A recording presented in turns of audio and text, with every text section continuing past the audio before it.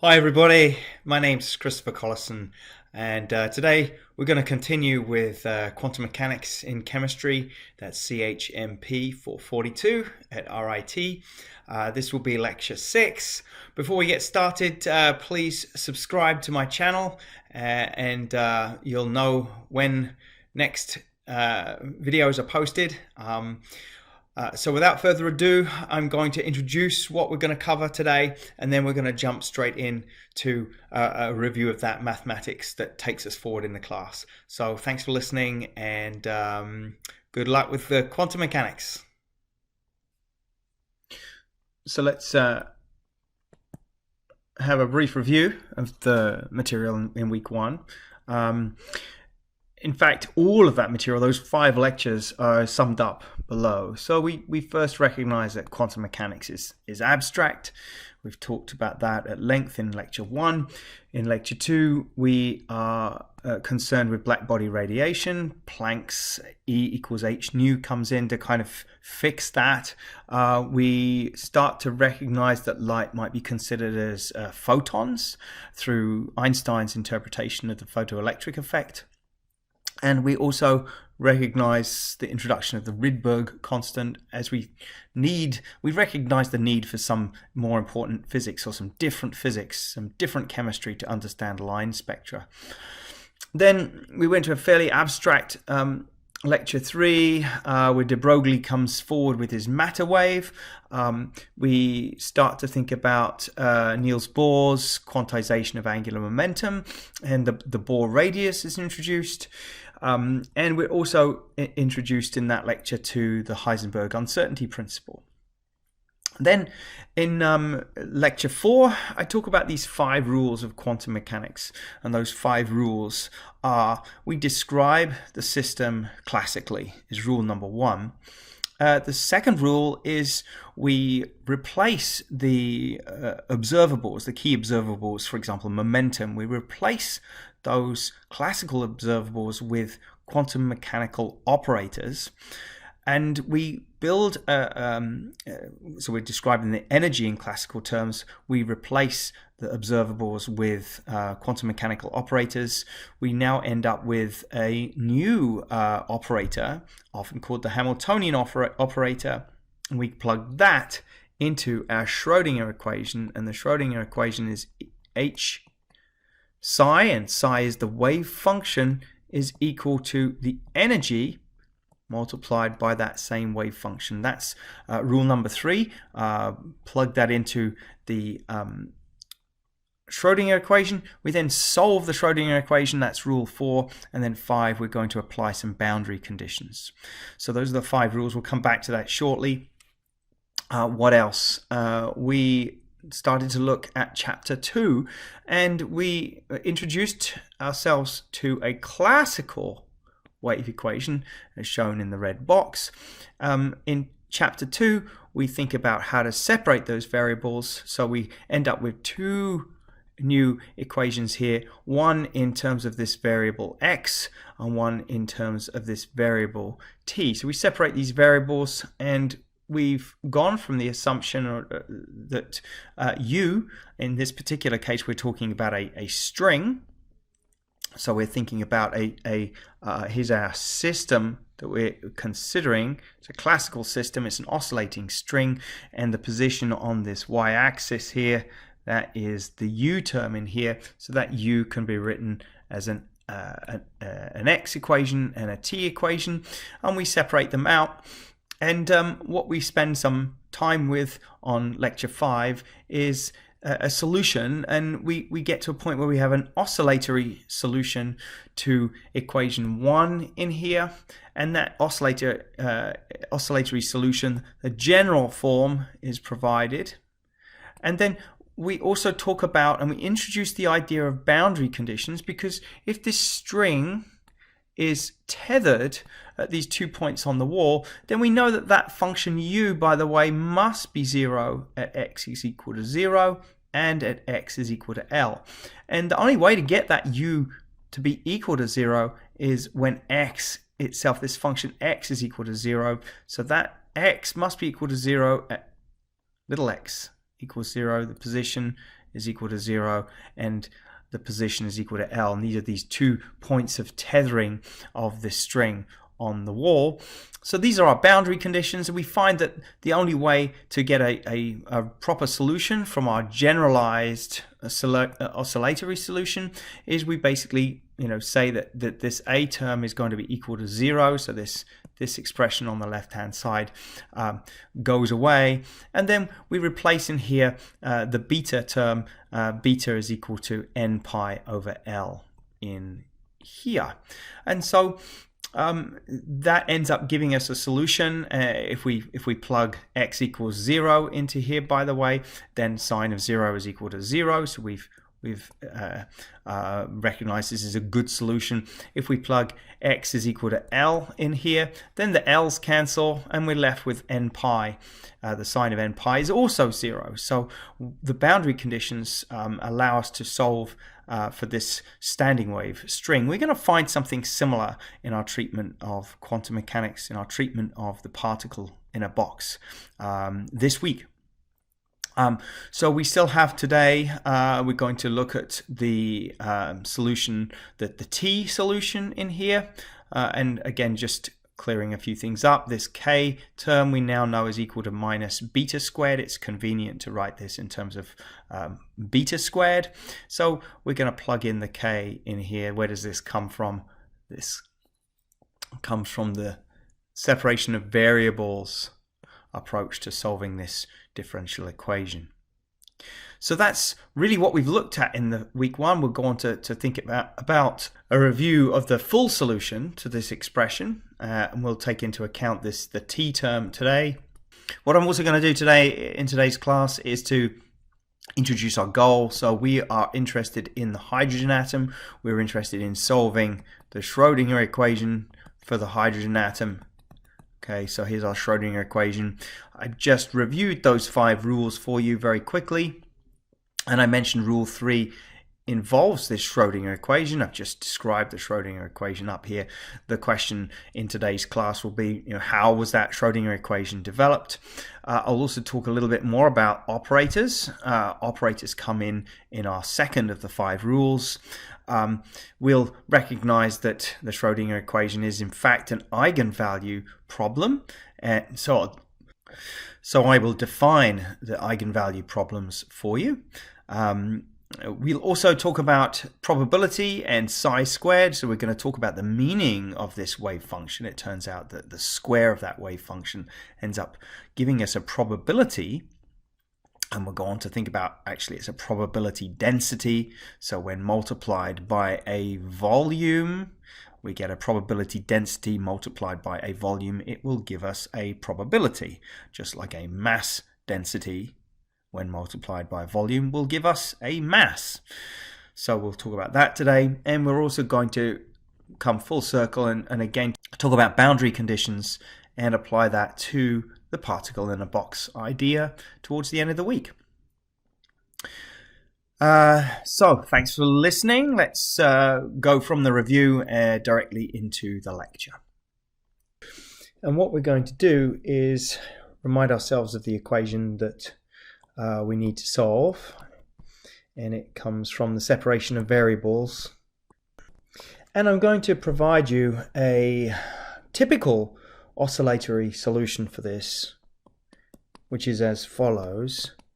T of t is equal to d cosine omega n t, and I'll explain the significance of the subscript n in here in a second. So this is our typical oscillatory solution, and we note, by the way, this will work when omega squared, or when omega n squared is equal to beta squared v squared, and that must be true because of the beta squared v squared in the differential expression. So we also, since we know that beta, by the way, we figured out that beta was equal to n pi over L, and this came from our boundary conditions for the x equation that we looked at in the last lecture. So the problem we have here is that at the moment we can't specify what D and E is, but we can recognize, of course, that U of X and T, so this is our generalized expression, this is our generalized solution, is equal to X of X and now T of T. So what we're going to do, if we recognize that this here is our generalized solution, and that's equal to T in here, let's put those together, and we recognize now that U of X comma T is equal to, let's plug these together, so we've got our B sine n pi x over L. So that's our x term multiplied now by this new t term. So that's d cosine omega nt plus e sine omega nt. But what we can also do here, we recognize we've got these constants, right? So we've got a constant b in here, and we've got a constant d in here. So we can actually combine. Let's actually say that b times d is equal to, let's make that equal to f, and we're going to say that b times e is equal to g, and this allows us to rewrite this expression now in a very slightly simpler way. So u x comma t is equal to, so we're going to just rearrange this a little bit. We're going to have f of n, or sorry, f, we can't rule out that it doesn't depend on n. So in other words, f, by the way, may depend on n as well. So we're going to have a sort of generalized solution here.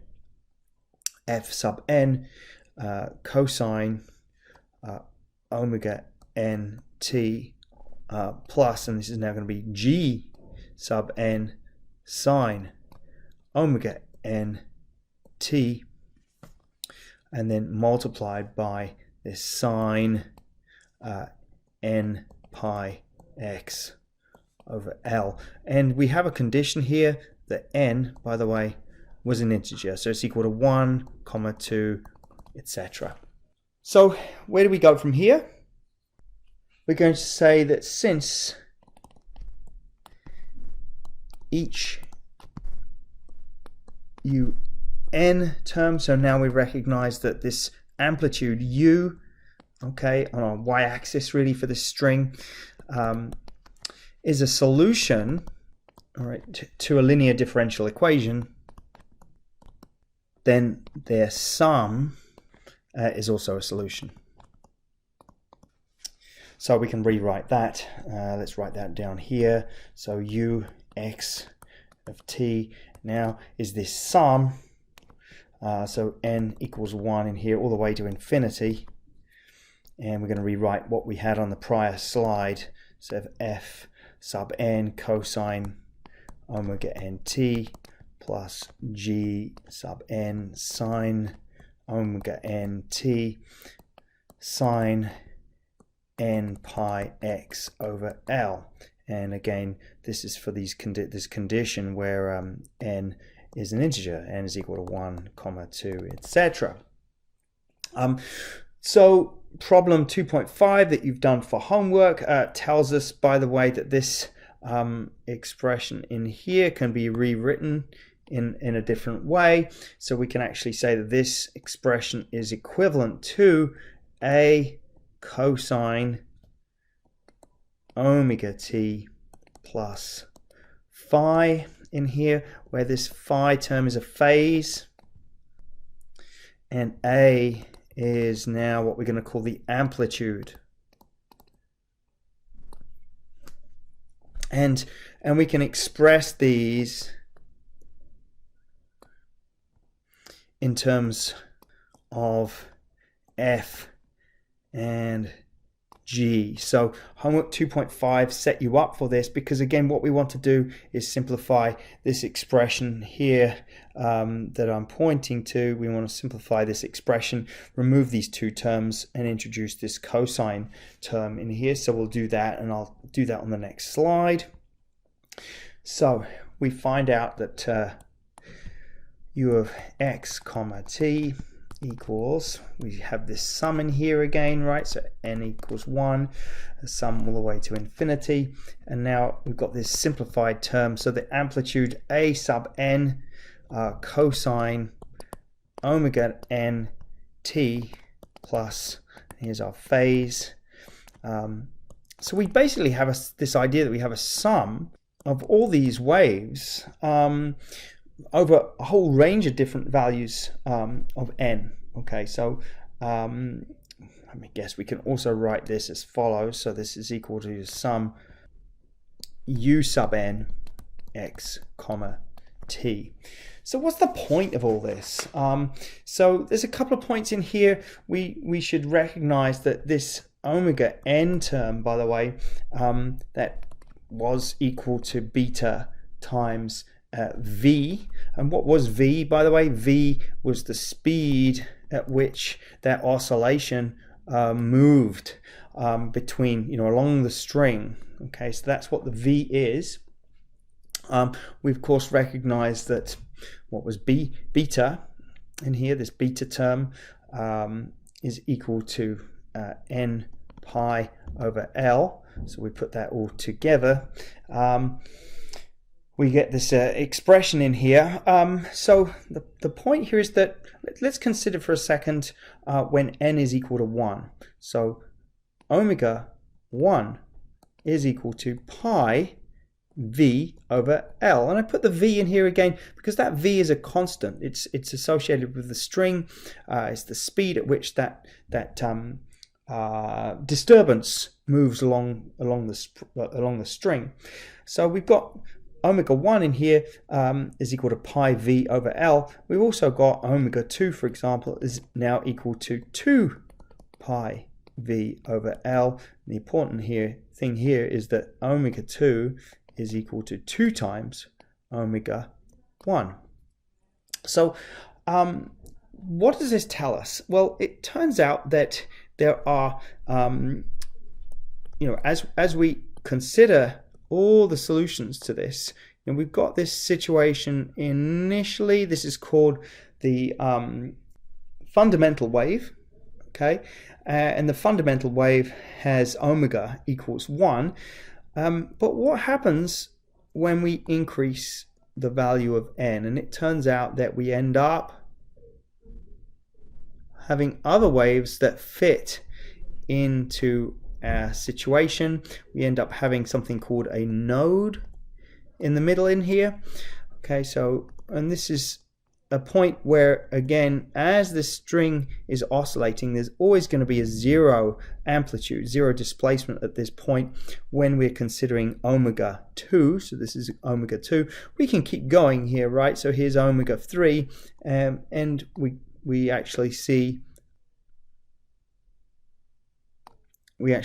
two nodes with omega 3.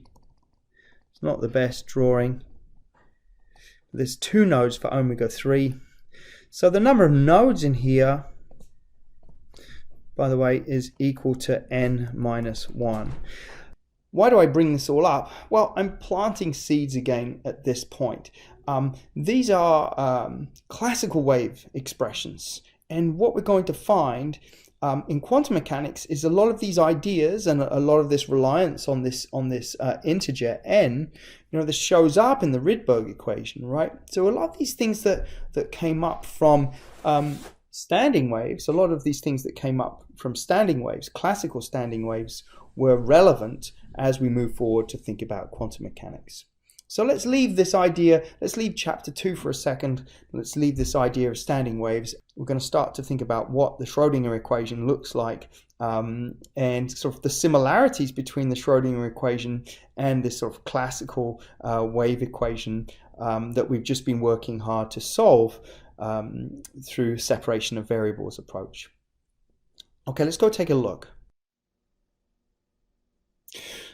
So we've wrapped up chapter 2, and what we now need to do is move over and start to look at the generation and development of this thing called the Schrodinger equation, which I've mentioned before. And that's the first section of chapter 3. So really, let's state a couple of things right off the bat. So the Schrodinger equation, it was a postulate, so it wasn't actually derived. We now know, it still remains a postulate. It just works, right? But the important thing to point out here is that the solutions to the Schrodinger equation are wave functions which give a complete description of any system that we care about. And this is why the rules that I gave, these 5 rules that I've given you, work for any system that we care about, okay? So let me just make a few notes here. So the solutions are wave functions which give complete descriptions of any system. What else? So I'm going to give a little bit more information up front before we launch into some of the math and really the description of how the postulate comes from the de Broglie matter wave. But basically, there's a time-independent Schrodinger equation that we're going to build today, and the solutions to this time-independent Schrodinger equation, so the time-independent Schrodinger equation, are called stationary state wave functions. So the stationary state piece in here kind of ties in with the time independent piece here, so that kind of makes some sense. We're familiar with our one-dimensional wave equation. In fact, we looked at that in chapter 2. So let me just rewrite that here. Di squared u by di x squared is equal to 1 over v. The v is the speed of the disturbance. 1 over v squared d squared u, or di over di t squared. And what we're going to write in here is we're going to expect a certain solution. So that solution will be, from our prior work in here, that solution will be u, that's a function now of x, and time is equal to, and we're going to introduce this wave function term psi in here. So we've got a spatial piece in here, and we've got a time piece in here. Okay, so what we're going to now do is say, well, let's plug this value, let's plug this equation into the expression on the left hand side. So and I'll write that out in a little bit more detail for you. Let's have a look at that. So plugging it in, so we've got a di squared u by di x squared. So that first second derivative in there is operating on the spatial part, the psi part. So what we're going to do is start by actually bringing the time-based piece outside of the differential, and then we can write this down as d squared psi of x by dx squared, and that is equal to, we had 1 over v squared, and now we're going to, since this is a function of time only, this expression on the right hand side, we're actually going to bring outside now the spatial component of this proposed solution. So that's the psi of x, and now we're going to take the second derivative of this cosine omega t function with respect to time. And of course, we can do this second derivative. So we'd end up here. Well, the first derivative of cosine omega t is omega times minus sine omega t, and we take the derivative of that again, what we end up with, of course, is minus omega squared cosine omega t. And so that's we've taken care of that derivative now. And so what we're going to now do is actually rearrange this expression a little bit. So we're going to bring over, so cosine omega t just comes down from here, but we're going to divide now by the cosine omega t term on the right hand side, that the result of this derivative here, this second derivative here. So that leaves us with, and we're going to retain that minus omega squared in here over v squared multiplied by this wave function x. And the last thing we're going to do is, of course, we can cancel out these terms. So in fact, what we're going to next do is remind ourselves, in fact, what omega is. So omega, of course, is the angular frequency. So we'd write that down as 2 pi nu, and that's the frequency. We also know sort of standard waves, nu, the frequency, multiplied by the wavelength, is equal to the speed at which the wave moves. And from that, by the way, we can also write, let's write this down in a slightly different way. So v squared is equal to nu squared times the wavelength squared, right? So we're just squaring this second term in here to get that third equation. And what we're now going to do is we're going to say, well, yes, we know what this v squared is. Let's plug that in up here. We know what the omega term is, so we're going to plug this in over here. And what will we end up with? Let's write down a new expression down here. It's d squared psi of x by dx squared. And that's equal to, well, we got minus omega squared, so that's going to be minus 4 pi squared nu squared. And that's on the top. And then on the bottom, the v squared ends up being nu squared lambda squared. That's a nu and not a gamma.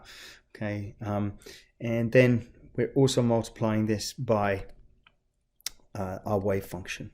So now when we kind of cancel through, we take out the nu squareds, we're left with an expression in terms of the lambda, which is what we're going to try to tie back to de Broglie's matter wave. Okay, so we're going to try to turn that back into de Broglie's matter wave. So let's write that expression again. Okay, so clean it up a little bit. D psi of x, d squared psi of x by dx squared. We're going to just bring everything over to the right hand side, or to the left hand side rather. 4 pi squared over lambda squared multiplied by the psi of x is equal to 0. Okay, so let's bring in our matter wave. We're actually going to bring it in by a sort of roundabout way. We're going to say, well, let's just remember for a second that the total energy, so we'll call that E total for the time being, is equal to kinetic energy plus potential energy. By the way, potential energy we're going to call V through most of this course. Kinetic energy, we've also recognized that in a prior class, is equal to half mv squared, and that's equal to p squared over 2m when we refer to momentum. Okay, so what we now do is actually we're going to write down our total energy as p squared over 2m plus v of x. In fact, let's call this simply E now. So our total energy we're going to call E, and actually we're going to write this now in terms, we're going to actually solve for the momentum. So the P in here, what we're going to do is we get our E total minus V. But of course the 2m will ultimately come up, but there's this E minus this potential term in here. Simple algebra. So that is also square rooted. All right. And now from here, we also recognize that de Broglie's matter wave lambda is equal to Planck's constant divided by the momentum. So we can plug this now into our expression for momentum, right? We're actually going to write down our matter wave. So the matter wave lambda is equal to h over our expression here. Okay, so this is going to be h over 2m e minus v. V is a function of x, all raised to the half. So now we have our matter wave, and what we're going to now do is plug that matter wave into our expression here at the top of the page, and let's see what happens when that happens. Of course, we've got a lambda squared in here, so the lambda squared in here, all right, we're going to recognize, well, with lambda squared is equal to h squared, and we can remove the square root term in here. So let's plug that into our equation. So we will end up now with d squared psi of x by dx squared plus, we're going to bring that to m e minus v x term. That's going to show up now in the numerator, and we've got the h squared term in the denominator. Okay, so because we remember we had lambda squared on the bottom, so we flip these around. We're multiplying this by 4 pi squared psi of x equals 0. Another thing I'm going to do here, very important, this comes up a lot in this class, I'm going to tell you that something called h bar is equal to h divided by 2 pi. So that kind of makes things a little easier, because we've got a 2 pi, we've got 2 pi squared in here, right? So here's our 2 pi squared, and we've already got an h squared on the bottom. So we're going to clean this up again. I'm going through all the math for you here, just to show you that quantum mechanics is not really that difficult. How do you eat an elephant, right? One bite at a time. And now we've got our h bar squared on the bottom multiplied by psi of x, and that is equal to 0. All right, so we can start to see, we can start to factorize this a little bit. We are actually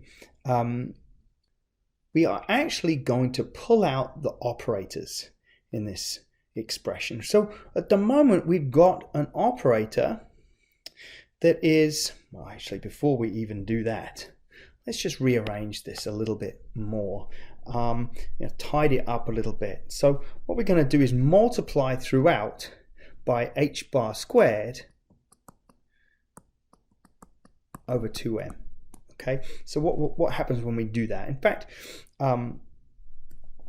we're going to multiply by minus h bar squared over 2m. So let's do that. Minus h bar squared over 2m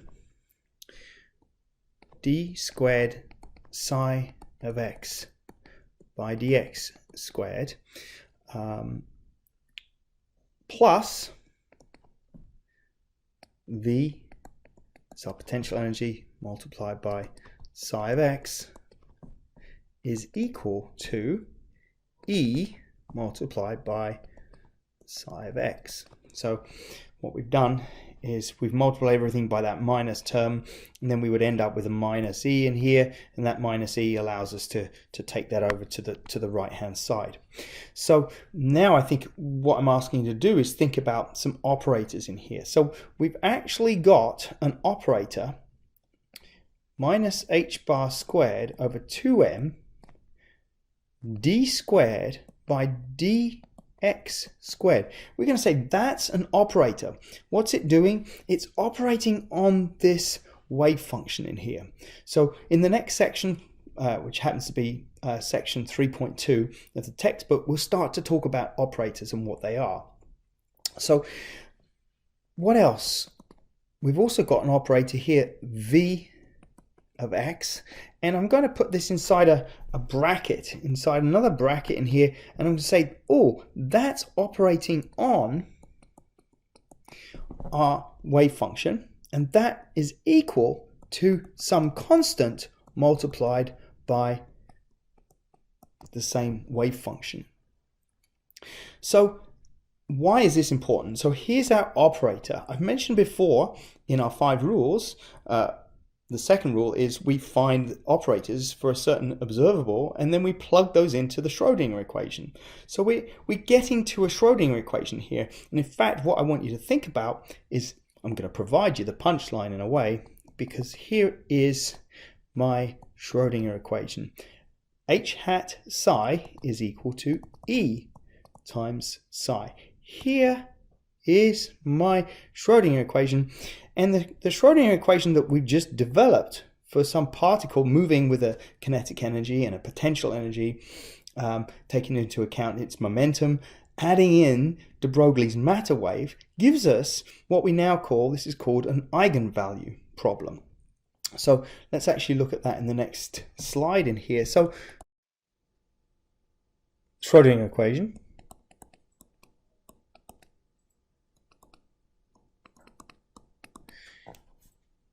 is an eigenvalue problem. So it's made up of an operator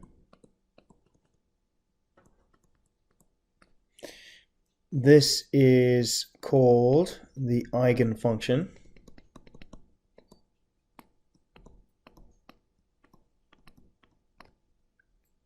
and the constant in here is called the eigenvalue.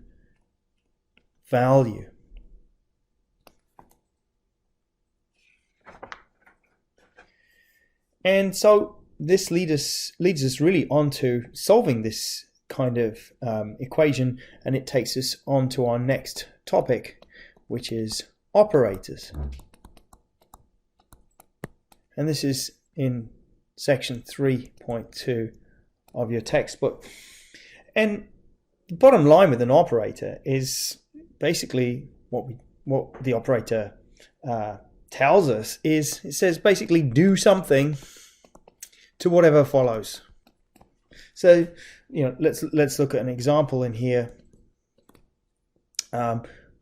We always, by the way, capitalize operators, and we put this thing called a caret over the top.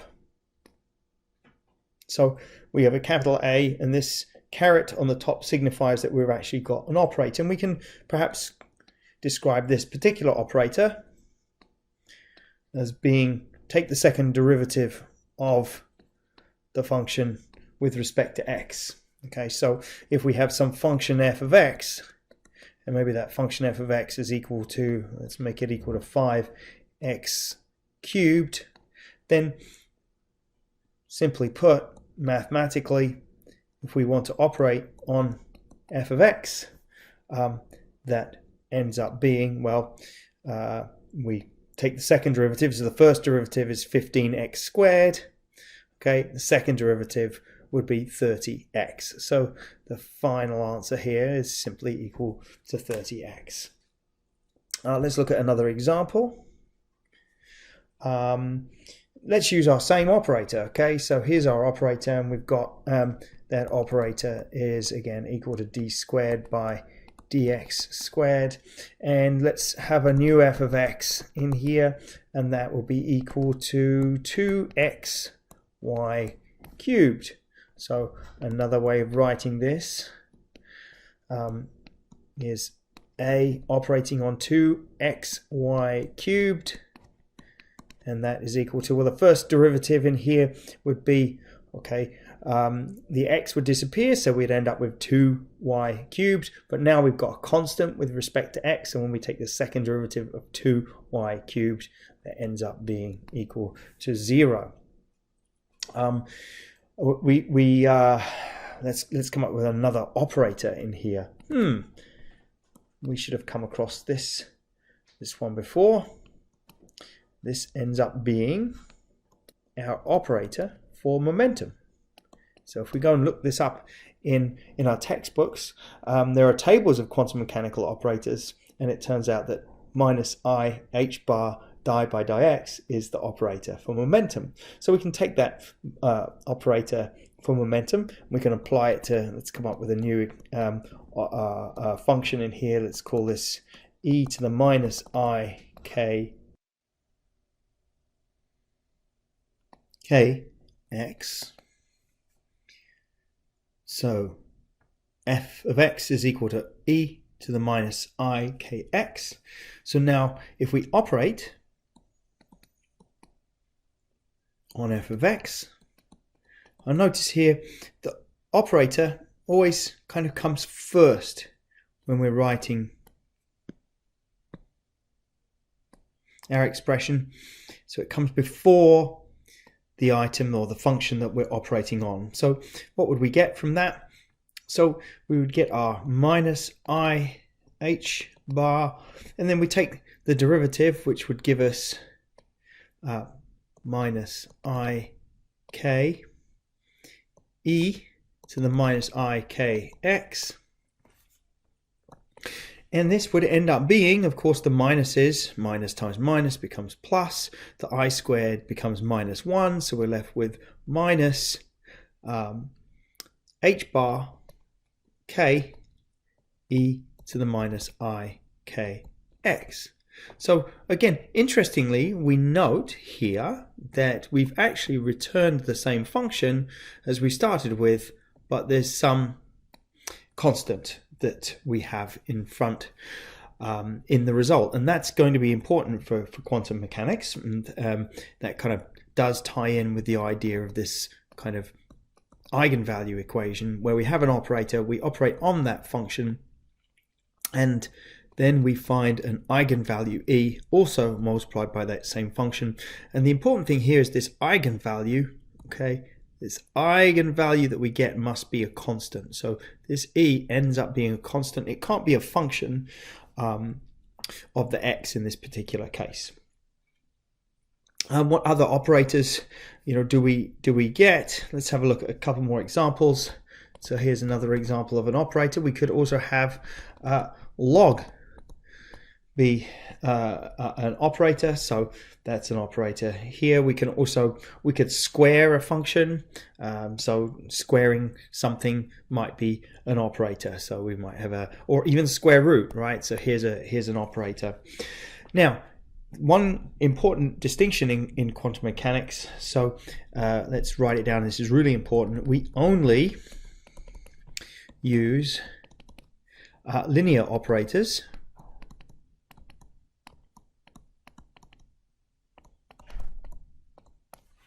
in quantum mechanics. So that means I now need to define what a linear operator is. So an operator is linear if the following is true. So here's our operator, and we're going to operate on let's put a constant in here. So C1 F1 of x plus C2 F2 of x. Okay, if our operator is linear, then the answer that we'd get here would be C1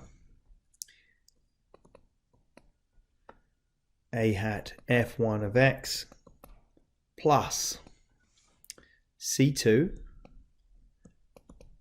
a F2 of x. So in other words, we expand the brackets here, and the operator operates the same on both of those functions. Let's look at a couple of examples.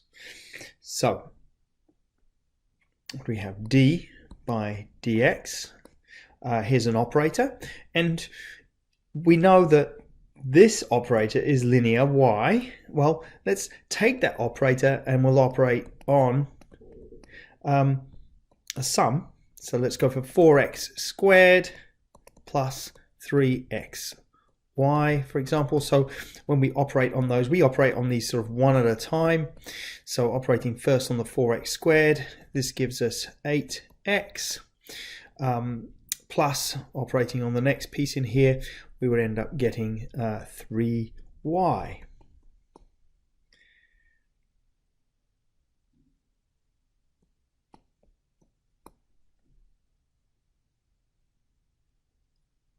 And that's, of course, the same whether or not we expand the brackets, right? So we can operate on this function as it's contained within the brackets, okay? And we're going to get the same answer independent of whether we expand those brackets or not. I think we also perhaps want to provide an example of something that's not a linear operator. So for example, let's look at the operator to square something. So here's our operator to square something. And let's look at taking the square of 2 plus 4. So obviously 2 plus 4, if we do what's in the brackets first, 2 plus 4 is 6. So the square of that in this first case is 6 squared, so that's equal to 36. But now we'll do our test for the linearity effectively. So we know that this 36 is not the same as 2 squared plus 4 squared. Okay, so the 2 squared is 4 plus 4 squared is 16. So certainly 36 is not the same as 20. And so in fact, this is a good example to take the square of something is not a linear operator, but to take the derivative of something is in fact a linear operator. So why are operators important in quantum mechanics? Well, let's go back to our young slit experiment, and we can imagine that we're trying to shine a photon or some light on one of the slits. We want to know exactly where that electron went through the slit. And so we decide that we're going to use a 200 nanometer photon to do that. 200 nanometers is a very small wavelength, and we should be able to determine the accuracy of finding that electron in its position fairly high with a 200 nanometer photon. So we come in with this 200 nanometer photon and we very readily measure its position. However, let's suppose that we decide that later on we also want to know the kinetic energy, we want to know the velocity, we want to know the momentum of that electron. Well, the problem is that we've just smashed it with a 200 nanometer photon. We've put in a very powerful punch into that electron and we've changed its momentum. So the reason operators are important in quantum mechanics is that the order in which we apply those operators is also important, and that ties in with what we're going to find from the Heisenberg uncertainty principle. We'll talk about that qualitatively mostly in the course, but if we want to look at that quantitatively, we know that mathematically operators are important because of the order in which we operate on a function. So let's take a look at that with something that we call commutative and non-commutative operators. Let's take a look. So here's the definition of a commutative operator. We've got two operators in here, as I just mentioned, and the order in which we apply those operators to the function for a commutative set of operators or two commutative operators, the order is not important. We're going to get the same answer. So, for example, in this case, convention says that first of all, if we have a function f of x in here, we're going to first of all apply operator b to f of x, And second, we work backwards. We're going to operate with operator A on the result of the first operation. But two commutative operators would provide the following mathematical description. So basically, we're saying here that the order in which we apply those operators does not matter. And so we kind of expect this to be true, but a non-commutative operator would be something where we would write the following. So this is certainly not equal to the operation first of A on f of x and then B on f of x. So it turns out that the operators for position and momentum are non-commutative. And that's really important in quantum mechanics. We will find also that some operators are commutative. And as we get into week 7 and 8, we'll start to think about why those things are important. Position and momentum are two things that we cannot know exactly at the same time. And that's sort of the basis for the Heisenberg uncertainty principle. So again, this kind of the mathematics here ties in with, if we want to know exactly where that electron is, we come in with a very energetic photon, short wavelength to do that. Then by measuring its position, we then can't at the same time know its momentum. We're going to have impacted the electron's momentum with the measurement of its position, in fact.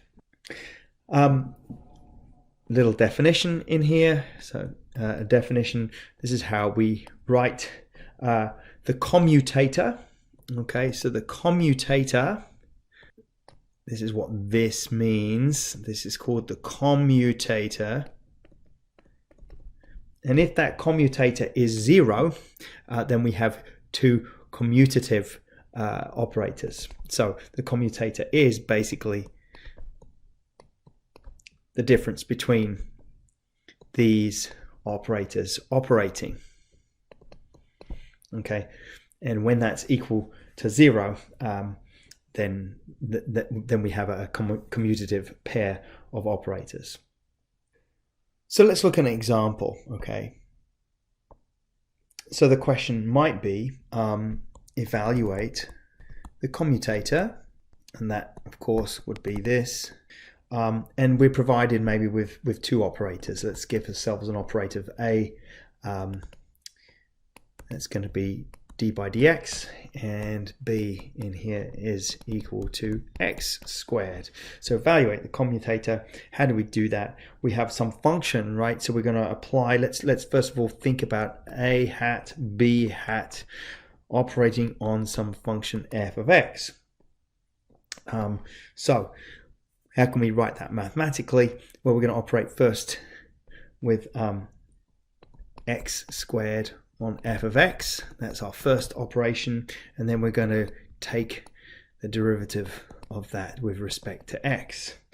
And we now recognize that that would be equal to, let's first of all take the derivative using the chain rule. So we take the derivative first of the x squared, so that becomes 2x multiplied by simply just f of x.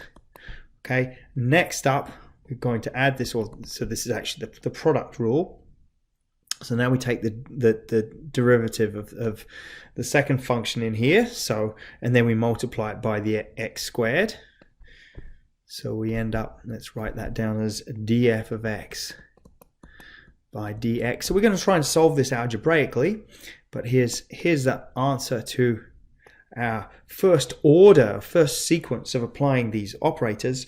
So let's now change the sequence. So now we'll have b hat, a hat operating on f of x, and that's now equal to, well, we simply just take the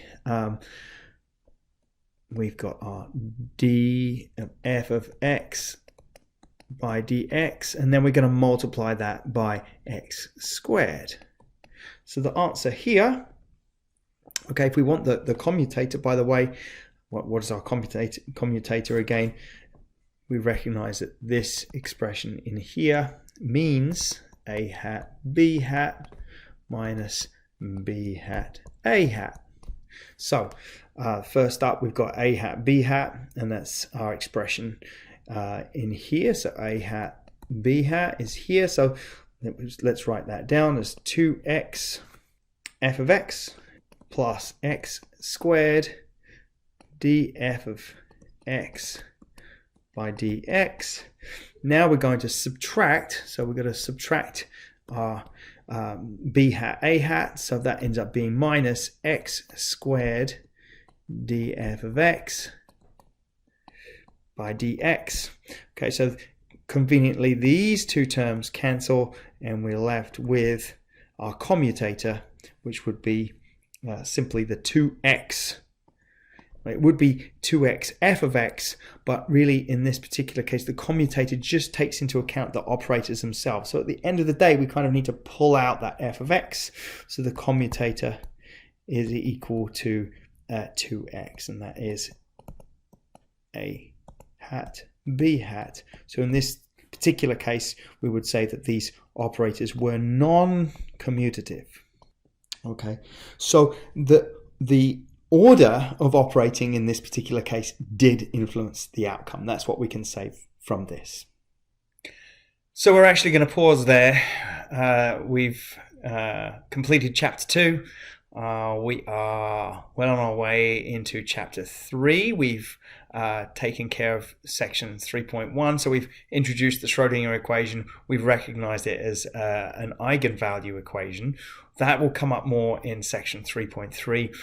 And along the way in section 3.2 of the textbook, we start to introduce operators. And we've started to realize why mathematically operators are important for us, because the order in which we make measurements quantum mechanically actually impacts the answer, the result. That doesn't happen in classical mechanics, but it does happen in quantum mechanics in this world of the very small. So we'll jump back into section 3.3 in the next lecture. Thanks for listening. Bye.